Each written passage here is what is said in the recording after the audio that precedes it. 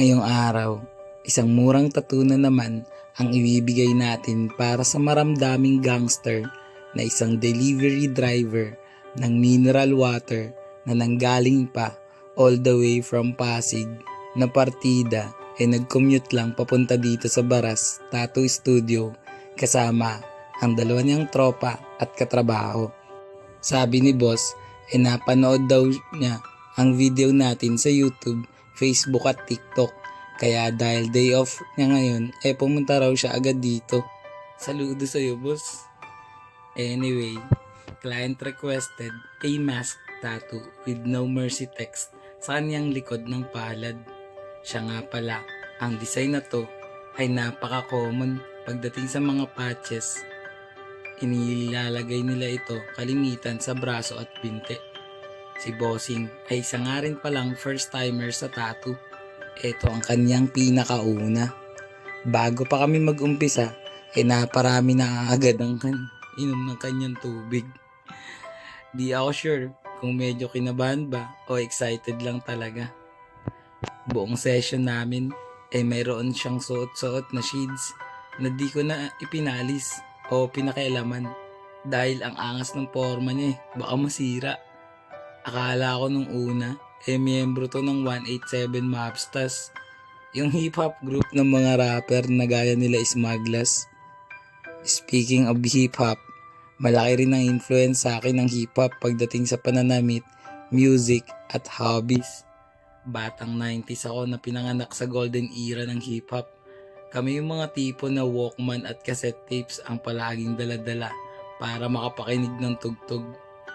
Di pa kasi uso ang YouTube at Spotify nun. Kaya yung mga batang maaga gumising na weekend at walang pasok para manood at makinig ng kanta sa radyo at MTV sa Channel 23. Nung high school naman, isang flip-top rap battle sa mga dahilan kung ba't mas napalapit ang loob ko sa industriya.